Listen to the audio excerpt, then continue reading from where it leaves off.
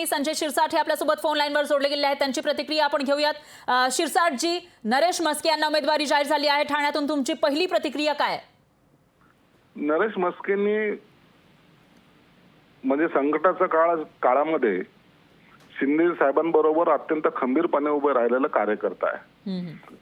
खऱ्या अर्थानं अनेक वर्षापासून काम करत असताना ठाण्याचं महापौर पद असेल, तेथील कार्यकर्त्याचा संच जमा करणे, हा सर्व जो काही आहे त्याबद्दल नरेश म्हस्के हे नेहमी आघाडीवर राहिलेले आहेत। म्हणून आज त्यांना जर उमेदवारी मिळाली त्याचा आम्हाला सर्वांना आनंद आहे। मला वाटतं अत्यंत प्रचंड मतांनी नरेश म्हस्के तिथून निवडून येतील। शिरसाटजी, पण उमेदवारी घोषित करण्यासाठी उशीर झाला असं वाटत नाहीये का? कारण फक्त काही दिवस उरलेले आहेत प्रचारासाठी। नाही ना, तसं उमेदवारी घोषित करायला वेळ झालेला नाहीये। काही अनेक जण इच्छुक होते। तुम्ही जर पाहिलं नरेश म्हस्केंच्या या मतदारसंघामध्ये 4 जण इच्छुक होते।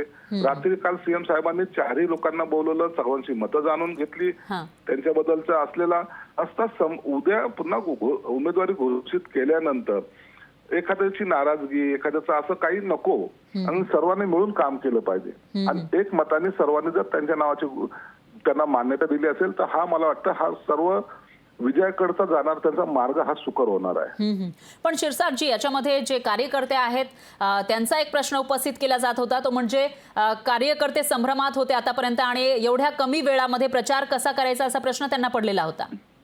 नाही ना, प्रचार शिवसैनिक हा नेहमीच प्रचाराला आघाडीवरच असतो आणि तो रोज कनेक्ट असतो। म्हणून प्रचाराला किती दिवस उरलेत यापेक्षा आता मतदान कसं करून घ्यायचं यांच्याकडे सर्व लक्ष असणार आहे। आणि भाजपचे असलेली त्यांच्या कार्यकर्त्यांची मागणी, या सर्व गोष्टी पाहिल्या तर ह्या चर्चे झाल्यानंतरच हा तिढा सुटलेला आहे। म्हणून आता भाजप, शिवसेना, राष्ट्रवादी आणि मनसे हे सर्व मिळून एकत्रितपणे आता या प्रचारामध्ये उतरल्यानंतर त्यांना जास्त दिवस प्रचाराला लागणार नाही आणि नरेश म्हस्केंचा विजय हा निश्चित झालेला दिसेल।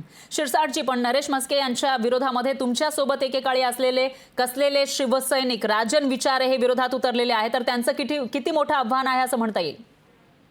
राजन विचाराचं आता आव्हान राहिलेलं नाही। राजन विचारायला तर ही लढाई एकट्याला लढावी लागते ना। त्यांच्या बरोबर उबाठा गटाचे काही नेते कधीच पाहायला सुद्धा मिळत नाहीत। राजन विचाराने बोलवलं तर एक हजेरी लावायची म्हणून ते येत असतात, तिथं भेटत असतात आणि निघून जातात। कारण की राजन विचारे तिथं पडलेला आहे आणि मला वाटतं हा त्याच्या मात्र जे पाहिजे, मास पाहिजे, तो आता राहिलेला नाही। पण शिरसाटजी, आता हे झालं ठाण्याचं, नाशिक पालघरचा तिढा अजून सुटलेला नाही असं कळतंय। आज घोषणा होऊ शकते, पण या जागा शिवसेनेला मिळणार का? इथून सुरुवात आहे प्रश्नाची। नाही, ही जागा 100% शिवसेनेची आहे, शिवसेनेला मिळालेली आहे। आणि या उमेदवाराची घोषणा मॅक्झिमम मला वाटतं 12 साडेबारा पर्यंत होईल अशी मला अपेक्षा आहे। म्हणून त्याच्याबद्दल आता कोणत्याही पक्षाचा तिढा राहिलेला नाही, महायुतीमध्ये कोणता तिढा नाही। जागा ही शिवसेनेची होती, आहे आणि त्याच्या उमेदवाराची घोषणा ही 12 साडेबारा पर्यंत केली जाईल। पण शिरसाटजी, पुन्हा तोच प्रश्न उपस्थित होतो, तो म्हणजे या जागा शिवसेनेच्या आहेत, सिटिंग शिवसेना असलं तरी देखील इतका उशीर इथून घोषणा होण्यासाठी का झाला? नाही, काही लोकांची मागणी होती ना। भाजपचे काही कार्यकर्ते होते, राष्ट्रवादीचे कार्यकर्ते होते, त्यांनी मागणी केली होती। मग कार्यकर्त्याला समजवणं किंवा त्यांच्याशी संवाद साधणं हा एक प्रकार असतो। निवडणुकीमध्ये एकमेकांची तोंड विरोधी दिशेला जाऊ नये हा त्याच्या मागचा आमचा प्रयत्न असतो आणि मग त्या प्रयत्नासाठी थोडा जर उशीर झाला असेल तर तो चालतो, परंतु कार्यकर्ते हा एक दिलाने काम केलं पाहिजे ही त्याच्या मागची भावना असते।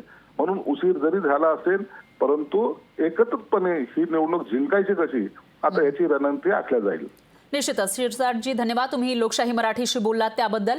तर संजय शिरसाट यांनी ही प्रतिक्रिया दिलेली आहे। शिवसेना नेते नरेश म्हस्के आणि त्याचबरोबर श्रीकांत शिंदे यांना उमेदवारी जाहीर झालेली आहे आणि त्यानंतरची ही प्रतिक्रिया।